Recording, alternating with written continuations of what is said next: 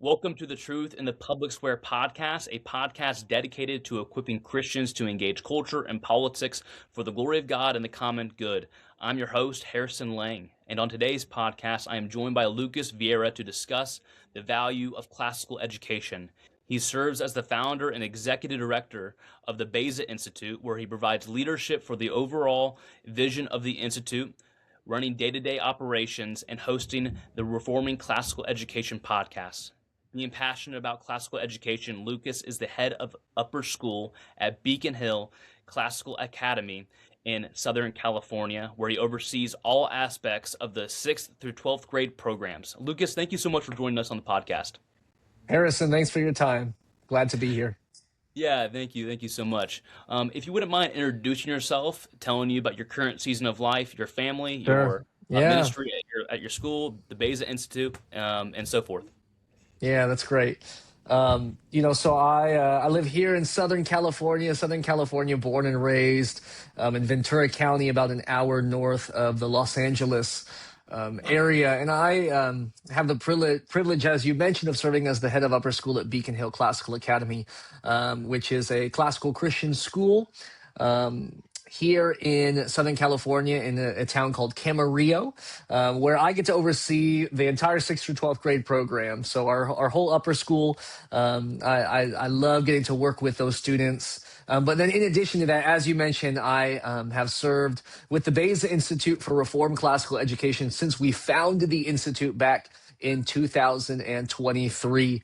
We're a small nonprofit, but we're grateful for the opportunity to promote classical Christian education from a distinctly Reformed Protestant perspective.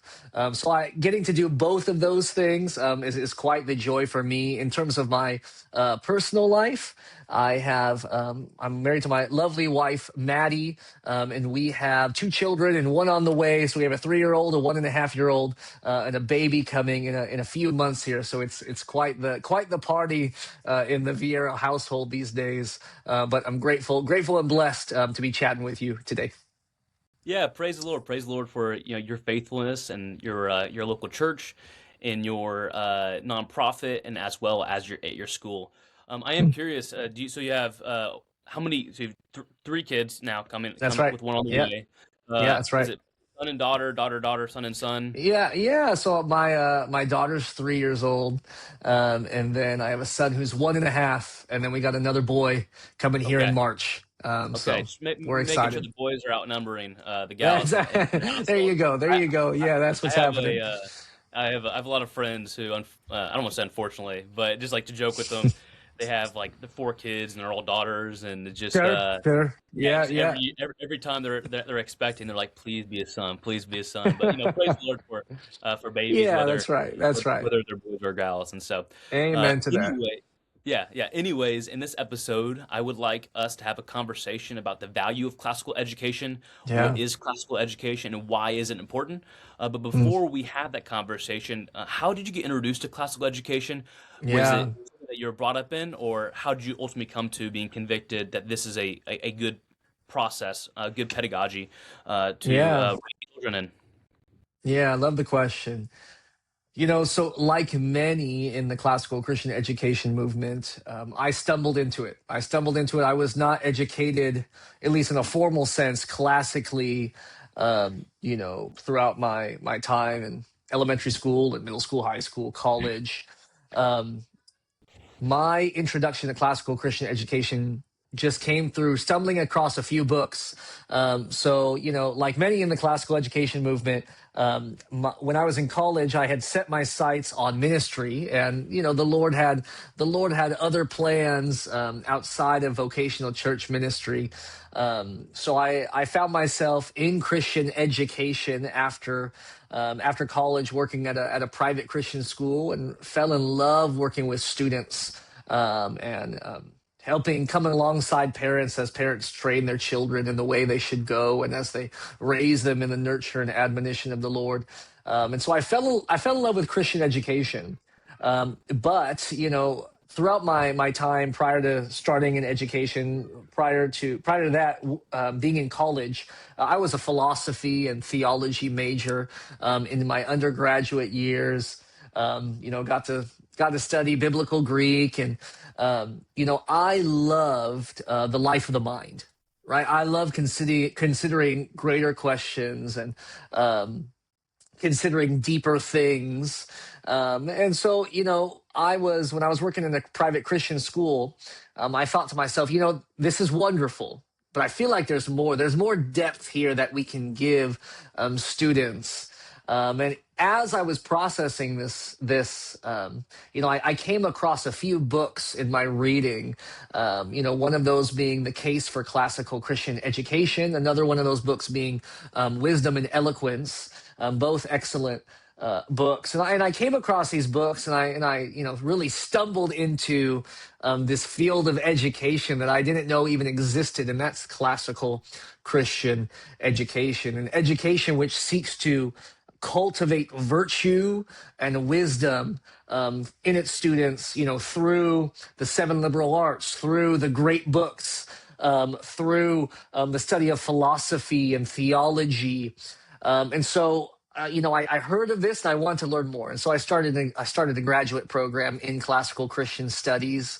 And then from there, when I got married several years ago, back in 2021, my wife and I, we moved to where we're at now. And there's a classical Christian school that's nearby. And so that's really how I got my main introduction into classical Christian education. Like many, I just opened up some books about it, started reading, and fell in love with it. And so, over the past 5 years now, I've been involved in the classical Christian education movement, and I am deeply passionate about it. I believe in it heavily as I get to watch classical Christian education shaping the minds and the hearts, the souls of the students under my care.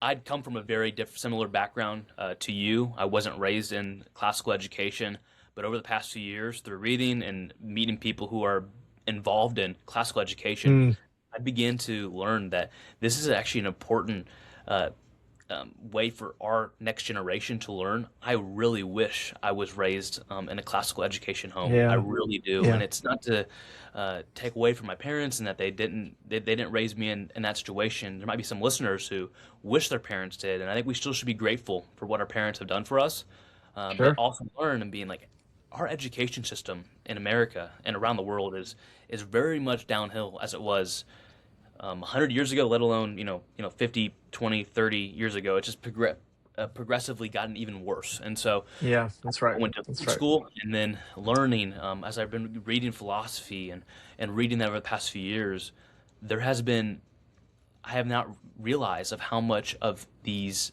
unchristian postmodern thinkers who have influenced our current education system, and that's one reason why that our next generation really hasn't had the ability to have deep and complex thoughts. And so one thing that's great about classical education is our kids are going to be challenged. They're going to be challenged to think and think deeply, but also they're going to be Yeah, that's challenged right. to think biblically in response to those. Mm. Because although that the person they're interacting with may not fully comprehend and understand what's influencing them, it's our kids, if they're trained classically, would be able to identify what's been influencing the person that they're trying to interact with, whether Yep. that's in the public square, whether that's in evangelism or in Hmm. the marketplace.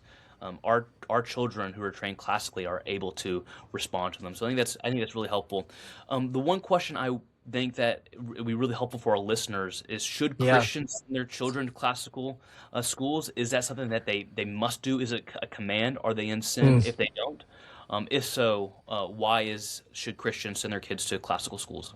Yeah, that's a great question. So how I would answer that first is no, they are not in sin if they don't send their child to a classical school. I do think it is the duty of parents to provide their child with a Christian education. Now that looks a whole, there's so many different ways one can go about doing that. But we should seek to raise our children in the nurture and admonition of the Lord, and we should seek to care about the influences, the voices, the content that influence our children. So we should care about those things. Now, while it's not a necessity that parents give their students, their children, a classical Christian education. I actually think it's a great benefit, and it's a great blessing to do so. And so let me just lay out a few reasons why, and I actually think there's a whole plethora of reasons. What you'll find as you begin to study classical Christian education is there's so many reasons to do it. It's not simply a clean cut. I can't give you a one sentence, one liner on why a parent should consider classical Christian education. But there are a few reasons I would say. First, is this notion that we want our students, our children, to be wise people, right? We want them to be wise. We want them to be able to rightly apply in a righteous way knowledge, right? We want them to know how they should live in the world. Even today in my with my students at Beacon Hill Classical Academy, we had a special chapel time in which we meditated together on Proverbs chapter 12, right? And students were just looking at different verses in chapter 12, in Proverbs chapter 12 that stood out to them, right? How the fool, for the fool, he seems right in his own eyes, right? Or the stupid man doesn't like reproof. All of these different notions that we read in Proverbs chapter 12. This is wisdom on how Christians should live, on how Christ followers should live. And so classical Christian schools and the classical Christian education movement, whether it's homeschools or schools, seeks to impart wisdom, right? We actually want our students to know how they should live, not just are they getting the job skills that they need in order to work one day. And that's important. And I would suggest that classical Christian education equips students to be wise and to be thoughtful and to be hardworking. And so they're able to get those jobs. But that's not the ultimate thing, right? The ultimate thing is not that they would be cogs in a bureaucratic machine. The ultimate thing is not that they would be able to be specialists and be able to attain a particular specialized job one day. The ultimate thing is that they might be prepared for eternity and prepared to live in light of eternity, which means they need wisdom. And so classical Christian schools, you'll see they often talk about the cultivation of wisdom in their students. And from wisdom, we realize that we need to be virtuous people, right? And so classical Christian schools aren't simply seeking to impart sheer factual knowledge, but they're seeking to cultivate virtue in their students. And we'll see classical Christian education highlight virtues like fortitude, which our children need in a culture like ours today, right? They need to have courage to cling to that which is right, to that which is true. We seek to impart not only fortitude, but prudence in our students. We want them to think wisely and to inhabit the world wisely as Christians. We want our students to be loving.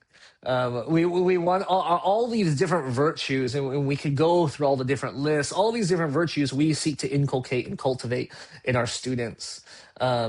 And this actually affects not only their walk with the Lord, with their spiritual life, but it actually does affect their role as citizens, right? We actually see the founding fathers talk about how virtue is absolutely indispensable. How the citizens of this nation need to actually be virtuous, right? He talks about how virtue and morality are indispensable supports to what we have as Americans. And so we seek to cultivate virtue, seek to cultivate wisdom, but not only that, and I actually think more important than that, and alongside of that, we seek to point students towards eternity, right? And so in doing so, that's actually why I believe classical Christian education is very important. It's not simply a classical education, and I do applaud the kind of broader efforts in classical education that's appearing in our society and culture today.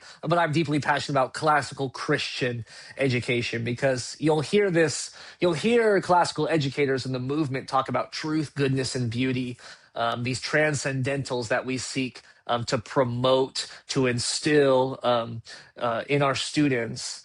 But ultimately, if we don't have Christ, we won't have truth, goodness, and beauty to their fullest and most truest extent. And so that's why I'm passionate about classical Christian education. We long to give students a vision for eternity, and not just prepare them for today, but we'll do both in the process. Now, finally, there's still so much more to say, but I'll kind of end my plea to parents here is this: we have a vast inheritance that belongs to our children. And I'm not talking about money. I'm definitely not talking about money. I work in classical Christian education. But we have a vast inheritance that belongs to our children, an inheritance of Western Christian civilization. Right, we think about the greatest minds that have gone before us. That we know the names. We've heard of Plato. We've heard of Augustine. We've heard of Aquinas. We've heard of Thomas Jefferson and George Washington. What did many of these individuals have in common? Well, they're part of Western civilization. And while Plato wasn't a part of the Christian part of Western civilization, many of these other thinkers and with all of their works were, where we can glean the vast wisdom of Augustine, where we can glean, from the philosophy of Aquinas, or we can glean from Hugh of St. Victor. We can learn, from the founding fathers of America. We can learn from the Protestant reformers, Calvin, Luther, Theodore Beza. We can learn from all of these people and we can pass these things on to our children, right? Why would we study Latin in classical Christian education? Well, because there's a wealth of wisdom with these writers and thinkers who wrote in Latin, right? I want my students to be able to encounter Cicero. I want my students to be able to dialogue with the ancients. An Italian Renaissance humanist, Leonardo Bruni, he talks about what great furniture books make. Because in reading, we actually get to have a conversation with those who have gone before us, right? And so what we get to do in classical Christian education as we introduce students to the seven liberal arts and introduce them to the great books of Western civilization is we actually get to introduce them to a conversation. That they have forefathers and forefathers and forefathers who have thought about the questions that we're still thinking about today, right? Who have longed for wisdom, who have longed for virtue, and who maybe they don't have all the answers, but they've found some of the answers. And I can guarantee we definitely don't have all of the answers, and we need to look to others for those answers, for that wisdom. And so the Classical Christian Education Project is one of passing on an inheritance. And this is why our students will study, they'll do deep dives into Western civilization, and not just the facts, the raw data of this happened then, and this happened then, and this happened then. But here is this idea. Is it true? If it's true, what does it teach us?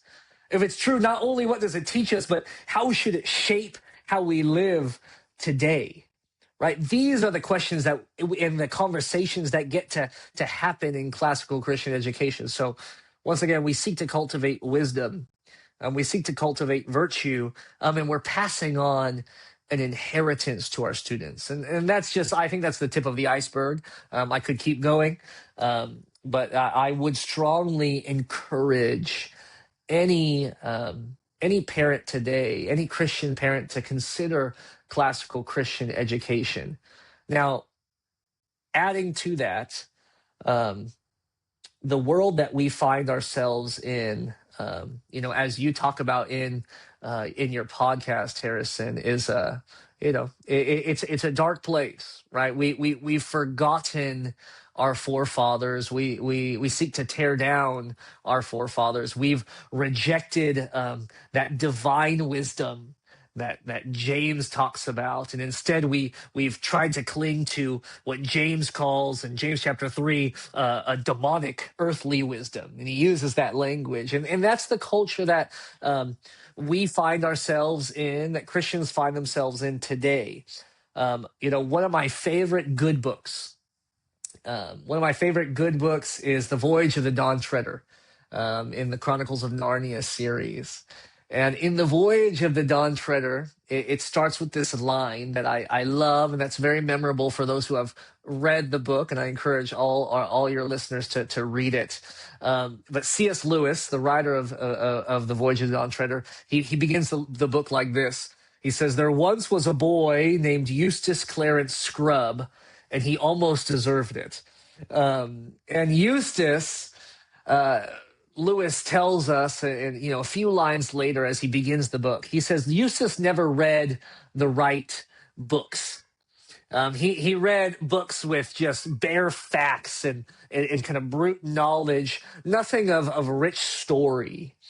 And later on in The Voyage of the Dawn Treader, I'm going to spoil it for some of your listeners who haven't read the book. But later on in the book, Eustace finds himself on an island, and he sees this cave in this dark place, and there's this smoke coming out. From this place, there's smoke coming out, and it's dark, and you can see the ground moving. And in Lewis comments, he says, if we were there, we would know what that was. And he kind of says this as an aside to the reader. If we were there, we would know what that was because we've read the right books. But you see, Eustace never read the right books, and so he didn't know. And so he goes down into this dark place where the smoke is rising from, and you can hear all these sounds. And he sees this pile of treasure, and he sits on the pile of treasure. And he encounters this dragon, because there was a dragon there, and it was a dragon's lair. And Eustace becomes a dragon. And Lewis suggests to us, because he didn't read the right books, he didn't know how to identify the dragons, right? He didn't know where the dragons were and what the dragons were like. And Harrison, that's our culture today. There are dragons afoot, right? There are dragons coming for our children, and they need to read the right books. And it's not just about the books; it's about the ideas, and it's about the wisdom that these books have to give. And so, I like to tell parents, we are seeking to prepare our students for the dragons, because the dragons aren't going away. The dragons are going to be there, but they need to know how to identify the dragons. And then, frankly, I also want my students to know how to kill the dragons, right? They need to be able to recognize falsehood, but promote the truth. And so that's why that wisdom, that's why that virtue, that's why that great cultural inheritance matters, because we are in a world filled with dragons. Yeah, imagine with me if our generation over the past, think of the past 3 to 4 decades, if we were reading good books, imagine how different our society would be. That's right. That's right. When critical race theory became a big deal, a few years ago, Yep. we would be able to identify, because we've read the great good books of our That's right. human civilization, and say, no, that is Marxism, that is Mm. communistic, that is Yes. atheistic. Our society would be totally different. I speak Yes. as a young man, 25 years old, Sure. with no kids, not married, and knowing that some would listen that may have several kids, and they would say, "Hey, Hmm. you don't understand," and that's true. I do not understand, obviously, all the financial components, Sure. all the other differences with raising a children. I do not know that, but I do know, and I do believe, and I do have the conviction that what our generation needs, what the next generation needs in our nation, is to be equipped to think well, to be equipped to be virtuous. You mentioned about specializing in Mm, education, and I have this conversation with a lot of people in my circles, and mm, they would say, "I just wish that we could be kind of like the European model, where by the time they get to high school, they're pretty sure. specialized and they're able to be prepared for their career," which in a lot of ways makes a lot of sense. And again, I think I concur with you that classical education, especially classical Christian education, could perhaps be more prepared for that. I think that we can have that Hmm. conversation. Yeah, But yeah, my main pushback against that is what the next generation needs is not necessarily know how to engineer well, to know how to code. Look at the AI. I mean, that's kind of our generation has yeah, been told that the past decade and a half that this is the future. Go into these programs, and then now it's looking like a question mark over the next decade sure. or so if they're going to be able to use a degree or not. And so Yeah, that's right. and so along with that, but what the next generation needs is not specialized training, but what they need is to be virtuous, to be Yeah, well read in the good books of our human civilization, and to be able to communicate it well, and to be able to value these historic works that we have over the yeah, past few millenniums. Moving forward, on the yeah. topic of classical education, I'm sure the question that you get a lot as a over as a head of school, and the question that a lot of people would get who Hmm. promote classical education and would recommend it, highly recommend it to church members and so forth. What about affordability? Sure. How would you advise Christians and Christian parents to think about classical education and to be able to afford it that best fits their family? Yeah, that's right. Yeah. So, I mean, it's a good question. I wonder these questions. I wonder about these questions as well with young children. Um, I think in these, these might be some challenging words. Um, there are few things as we think about raising our children. There are few things about more important than how we seek to shape their minds and shape their affections. Um, and so I think partly we find ourselves in the culture. We've been steeped in public education for a long time, and so it's hard for us to try to provide a justification, for spending our money on education when it's seemingly free, right? In the public system. But I think my main challenge and my encouragement to parents is simply there is, what price would you pay for your child's soul, for their mind, for their affections? Right. And if you can give your students that vast inheritance, your child, that vast inheritance, which I mentioned, what would you give to do that? Um, and so that's not an answer, but I think that's a posture of the heart of, what are parents willing to give up in order to give their child a glorious, beautiful education committed to truth, goodness, and beauty. What does that look like? Does that look like moving? Does that look like, cutting certain things off? There's a whole, it's going to be different for everybody. So I can't give a straight cut answer here, but it's worth it. Now, with that said, there are, um, you know, different models within the classical Christian education movement. I know homeschooling can also be difficult for families in a certain way.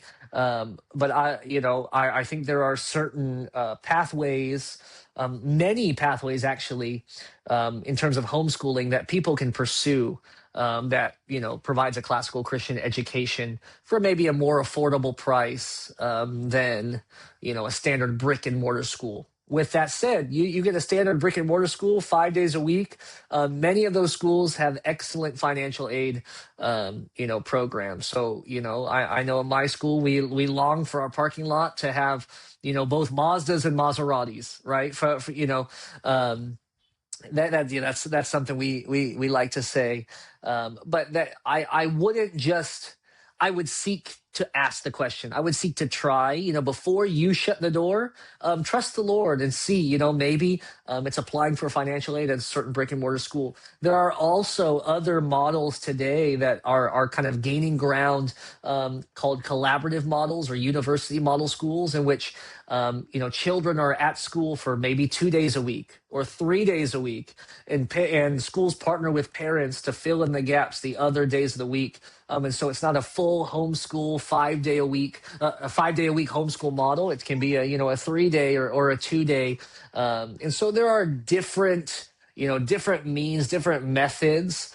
But it really does still, it will be a sacrifice, but I believe it's a worthy sacrifice. One question that I like to pose to parents is, what do you want the parents of your grandchildren to be like? What do you want the parents of your grandchildren to be like? And it helps them see that there's something beyond just kind of getting that job when that student turns 22, right? There's actually something beyond that we're seeking to cultivate in the classical Christian education. Um, you know, we want to create godly fathers and godly mothers and godly households and godly churchmen, and godly families that are devoted to the local church, and godly citizens who know their role, right? And that's what classical Christian education seeks to do. And I think it's worth it. It's worth it. Even if it's hard for families, it's worth it. I think this kind of moves into our next question Yeah. about, especially when it comes to financially supporting, but also when it comes to just supporting it overall. How do you see Mm. that the church and individual churches can support classical education? What do you think that looks like? What has it Yeah. looked like? Where do you Hmm. think that just the church, especially in the United States, perhaps needs to grow in its support of classical Christian Yeah. education? Harrison, that's a great question, and I think more and more people need to be asking. I think in a similar vein that the church has the church, at large, um, in America, has bought into that lie that I think we've bought into of, oh yeah, and then there's education, that we are just going to leave to the government, right? Mm. Whether or not we say that explicitly, that's kind of how we've kind of just bought into that. I think it just happened, and we just kind of jumped along for the ride. Um, but listen, if we long, if the church longs, for its people to love the gospel and to love that which is good, I think the church would do well to consider, the children, right? And so, I, when we founded the Beza Institute back in 2023, one of those pieces, in thinking about the reasons and in the heart behind the Beza Institute, was looking at the Academy of Geneva. Okay, so when Calvin and Beza launched the Academy of Geneva, they had a vision for education, that was robust, right? They were looking at their children. They were looking at the young people coming up. They were looking at the future of the church and the future of their society. And they saw fit to create the Academy of Geneva.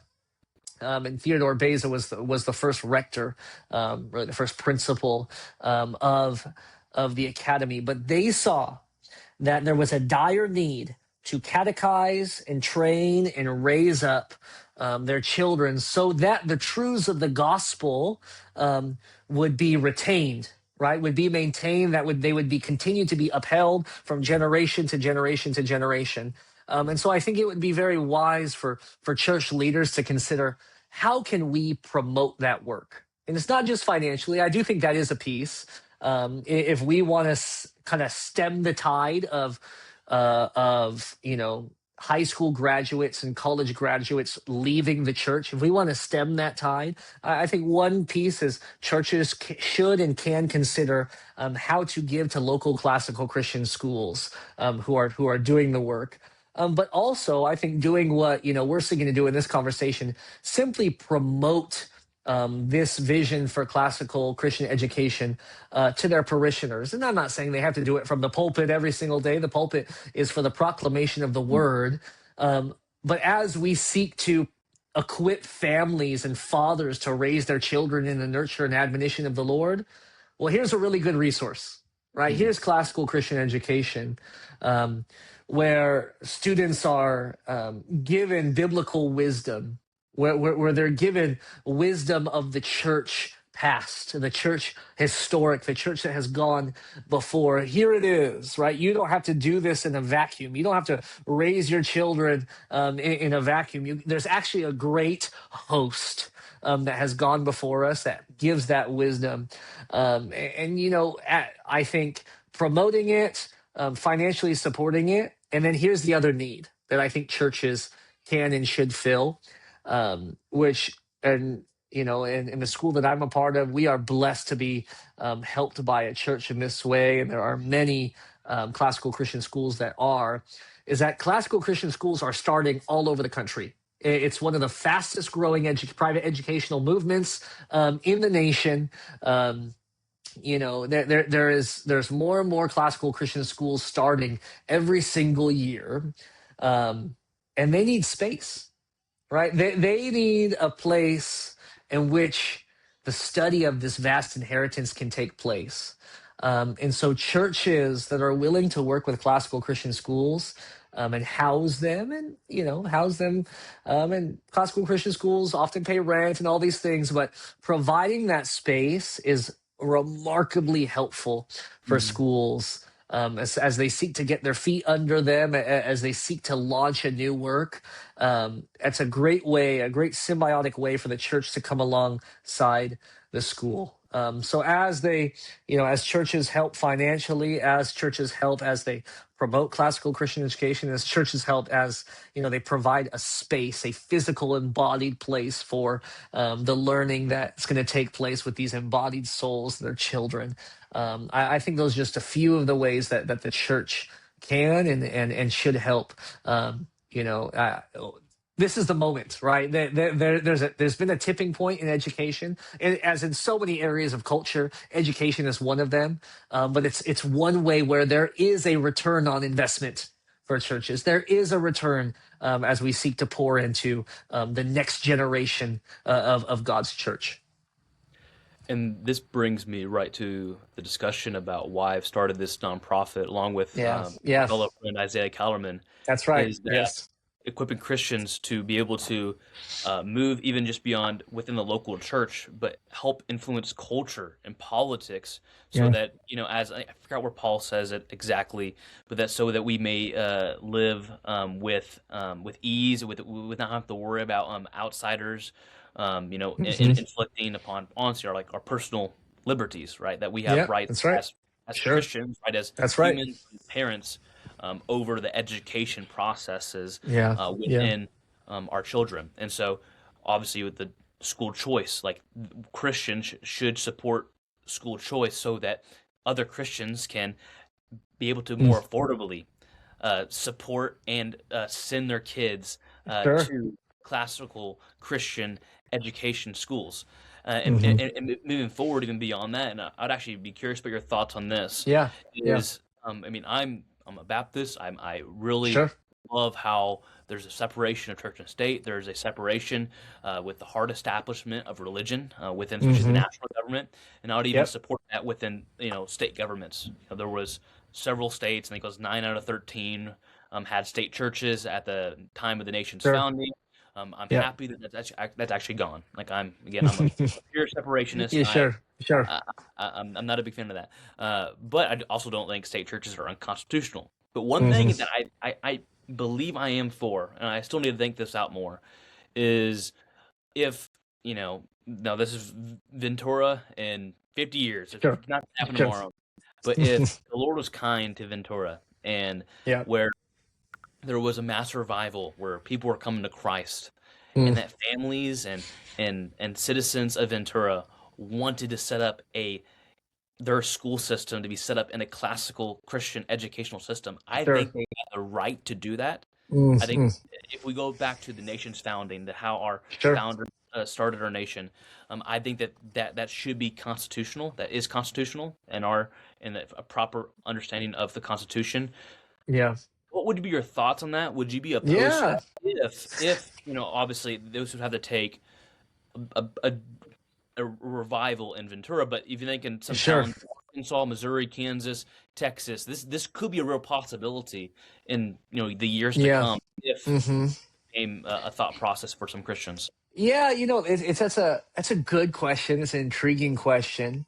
Um, I think as you said, I would have to see a lot of things change, right, in our little culture here, before I could say yes to that. So maybe in 50 years, Southern California is quite the place, so it might take more than 50 years on that. Now, I Culture do will turn think. when California becomes a Christian again, and so That's right. That might be it. Um, no, I think with that said, um, I personally would have some hesitancies. I'm always going to be a little bit hesitant when the government has its hands in education, right? So I'm sure there could be a situation in which the government really hands pretty much all of that control back over to families, right? Along with the money involved. And I think I could probably get to a spot like, yeah, I'd be okay with that. It would be better than what we have now. That's for sure. Now, I do think that there is um, you know, with the king's coin can come some strings that are attached. Mhm. And so what I have loved to see in classical Christian schools and the movement thus far is kind of a wariness about those strings. Now I'm excited to see and kind of watch how it fleshes out, and I need to do more study on this. Kind of the notion of different tax credits and different states are using different systems and scholarship funds and all of these things that I'd like to see how it fleshes out. Frankly, being in California, that really has not been a topic of conversation Mhm. in my own school, just because we live in a very, this California is a very liberal, progressive state. And so I think our best bet here is to build our own institutions as opposed to, um, you know, take over the institutions that I think frankly just need to fall apart, and they are falling apart. Mhm. Now, I'm mostly speaking of education here, so that's kind of that's probably my response to that. But that's an interesting thought experiment, Harrison, and I think you're right. I actually do think the founders would likely agree with you, but they lived in such a different time than ours, with different cultural conditions and different. State of the church was different, and the state of the town, the city was different. So, but maybe 50 years, maybe we'll see. Yeah, maybe 2,500. We'll see. Yeah, Maybe that's right. maybe our grandkids will know There you what's go. That's translated. it. That's it. I actually think I'm with you there with having Yeah, the state. I mean, I'm fairly small government. I do sure. think that there are necessities, like the government does Yeah, exist for a reason. But I amen to am kind of that. with you that having the state, and I mean, even if you had the most Christian magistrate, even if you go to the Hmm. more right wing Christians who want an Sure. authoritarian, who honestly don't Yeah, want the Constitution that we kind of are sure. seeing with some people in the church today on the right side. Like, I don't know if I want them over over education. Kind of more thinking about it, I think what might be actually most productive and most possible is, I think first step is, and again, need to read up more on this as well when it comes to school choice, tax benefits. What does that Hmm. look like? Making it the most affordable for people to and families to make that Yeah, it's decision good. for themselves. That's I think right. that's a good step process. Yep. My always concern is, and I was having this conversation with a coworker of mine a few months ago, was he was like, he wants the government completely out of, like, Mm, get rid of public schools. sure. And I think fairly politically, and I was like, that's not reasonable. I live in Missouri, fairly conservative state. We're Yep. going through, I think, some policies moving forward. We have Herzog Foundation in our backyard, Yep. Yep. talking about kind of school choice and so forth. Yep. Like, this is a possibility in somewhat with having a really good school choice state in Missouri. That's a possibility, but that's having completely getting the state out of education, I don't think is really plausible in the near future. Sure. So, I mean, I think step one, going to the allowing state school choice among families, and then pray for generosity among Christians to support Mm. those schools. And so, Yeah, that's right. unfortunately, when the public schools go downhill, that's what my big worry is, that like the one bad thing for society is Mm. for the public schools in inner city Kansas City, inner city Los Angeles, Sure. down in Sure. inner city Dallas, where there's, children who have very unfortunate circumstances. That's both from just the circumstances of their own parents and their own parents' negligence. But there's this both where it's nature, not nature, but the nurture of their Mm. parents, and also just the circumstances around them. And so, I would really desire and for the church to support classical education is, pray to be very generous with Mm. your Mm. giving to classical education. So in the Yeah, future, it's good. if we can support families who are very unable to support that, and Yeah. where, Yeah. the kids who are the most unfortunate are able to do that. And then, by the grace of God, if, the government could get completely out of education, whether it's state by state, could Sure. ultimately allow for that to be more Yeah. feasible. You can imagine if Yeah. we took education right now from the state budget, it would alleviate so much of a tax burden Sure. upon Sure. the citizens. That's right. And I Yeah. think it would get more from it. And I think we would see our community step up. And again, this is one thing that I'm passionate about. And one reason I started Truth in the Public Square is I think Christians should Yeah. step up in the public square, promote policies that promote human flourishing. And that's actually not by more state involvement, it's actually by Mm. less. Yeah. So the church That's can right. be the It's good. church and meet the It's needs of great. their community. And so when it comes to welfare, even when it comes to education, when it comes to all these things Hmm. together, the church does it better when we do it. And it's not that, Yeah. hey, by on ourselves, we're so prideful and arrogant that we are better Sure. than not believers. It's not what I'm saying. I do believe that the Spirit indwells the church, indwells Christians, and through there that we are able to uniquely meet the needs of people in our societies. But I also want to be humble enough that knowing that we're not perfect. But I do think that how God's designed us is to live in community with one another. Mm. And when we Hmm. trust the state with everything in our lives, and it would trust the state to meet the needs of the one on welfare, to meet the inner city kid on education, it actually eliminates that personal relationship one might have with their community that actually can cultivate the change. And so, Mm. thank you so much for Good. talking about this. I would love to Yeah. close with you talking about the Beza Institute. How can people? Sure. I know you're, I think, a $2,000 goal for a goal for this year. I'd Yeah. love to Yeah. about what are you doing? What do you plan to do in the future? And then how can people support y'all both financially, also through praying, but also Yeah. how they can support you on following you on social media as well. Yeah. That's great. That's great. Yeah, so we founded the Beza Institute, as I mentioned, in 2023. The full name is the Beza Institute for Reformed Classical Education. And so, what you'll find in the classical Christian education movement, or the classical education movement, there are a multiplicity of organizations committed to promoting and resourcing the movement. Now, there are very few that are intentionally and specifically uh, coming from a Reformed Protestant perspective, right? And I say that broadly, whether it's Reformed Baptist, Presbyterian, Reformed Anglican, whatever it might be. The Beza Institute for Reformed Classical Education seeks to promote classical Christian education from a distinctly Reformed Protestant perspective. And so we're seeking to resource classical Christian schools, classical Christian educators, classical Christian home educators with resources from a distinctly Reformed perspective, distinctly Protestant perspective, so that schools that are statedly, they're a Reformed Protestant school or they're a Protestant school, they know where they can go for resources that they can trust. There are great resources out there from organizations, that may be Roman Catholic or Eastern Orthodox. And so the Beza Institute's kind of planting the flag and seeking to be a reform voice in the classical Christian education movement. A few of the things that we do is, we have our Reforming Classical Education podcast that's getting started back up again for this year. That your listeners, if they'd kind of like to dive deeper into classical Christian education, they can find us wherever they listen to their podcasts. But beyond that, we do a few other things. We really serve as a host site for many articles. So we are regularly publishing articles on or about classical Christian education.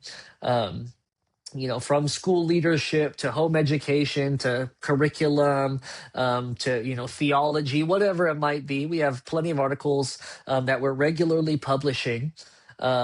We also have a job board where like-minded classical Christian schools from a reform bent can post their different jobs, because we know classical Christian schools are growing all over the place. There's a dire need for more teachers, and they want to find teachers that they can trust.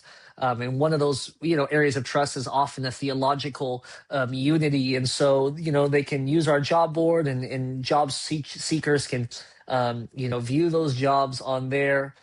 We also are engaged in consulting for schools. And so, when classical Christian schools have questions in regards to leadership or curriculum or pedagogy, we're available for that. We also have a fellows program in which we seek to platform some of the leading voices in classical Christian education who are distinctly Reformed and Protestant, and they're really creating some good work. And so we just seek to platform the work that they're already doing. Some things that we're hoping to accomplish this year and the coming years is we're actually finalizing our first print journal, and so we're stepping into that space, and we're really excited for that. Really publishing just some great content from some of our fellows on classical Christian education.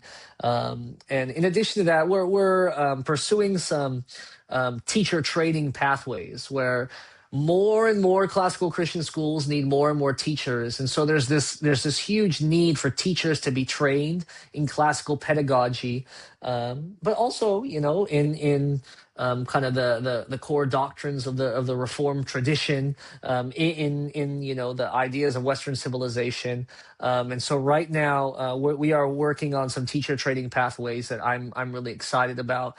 Some Beza certifications for teachers to pursue, and young teachers to pursue, new teachers to pursue, as they get launched into classical Christian education. So if your listeners are interested in learning more, they can visit our website. It's bezainstitute.org. They can follow us on X.